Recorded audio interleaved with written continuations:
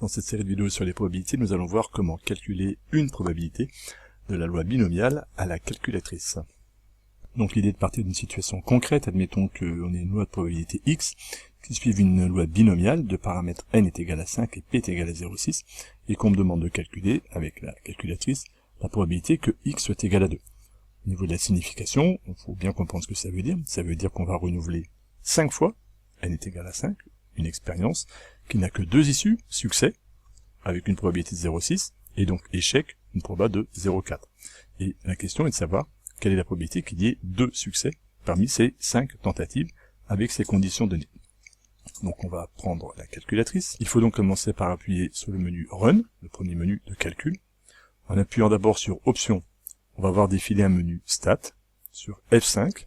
Donc on clique sur F5, le chemin n'est vraiment pas évident, il faut l'avoir fait un certain nombre de fois sans tutoriel et sans modèle pour y arriver jusqu'au bout. Arrivé à ce menu-là, il faut choisir Dist, et à ce moment-là, quatrième étape, on voit apparaître BNM pour binomial. Attention, faites bien les différentes étapes en appuyant sur binomial maintenant. Il me propose 3 menus F1, F2, F3. Le menu F3 ne va pas nous intéresser pour l'instant.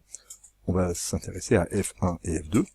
F1 est le calcul de la loi binomiale simple. La première question qu'on cherche, P de x est égal à 2. Et la deuxième, BCD, avec C qui veut dire cumulé, me permettra de répondre à des questions. Calculer la probabilité de P de x inférieur ou égal à 3, 4 ou 5. Ici, nous, on cherche à calculer P de x est égal à 2, donc on va appuyer sur F1. Il faut d'abord rentrer la valeur de la variable aléatoire, qui était 2. On appuie sur la virgule qui est ici. Le nombre d'épreuves, n, le paramètre de ma loi binomiale était 5, virgule. Attention, c'est bien la virgule qui est en noir ici, là, sur le clavier. Et on entre enfin le dernier paramètre, 0,6, pour la probabilité de mon succès de mon épreuve de Bernoulli. Je ferme la parenthèse. La valeur que nous avons trouvée, 0,2304. Et on peut donc répondre directement sur la copie. P de x est égal à 2 est égal à 0,2304. Il n'y a pas besoin de plus de justification puisque le calcul est fait à la calculatrice. Calculons maintenant P de x inférieur ou égal à 2. Et là, on voit bien la différence. On va cumuler. C'est-à-dire qu'on veut savoir quelle est la possibilité qu'on ait un nombre de succès inférieur ou égal à 2. Donc d'avoir 0, 1 ou 2 succès. C'est là où la deuxième touche de ma calculatrice va intervenir, en restant dans le même menu que précédemment, mais en allant sur B, C, D pour avoir le cumulé. On voit bien la différence entre le P et le C.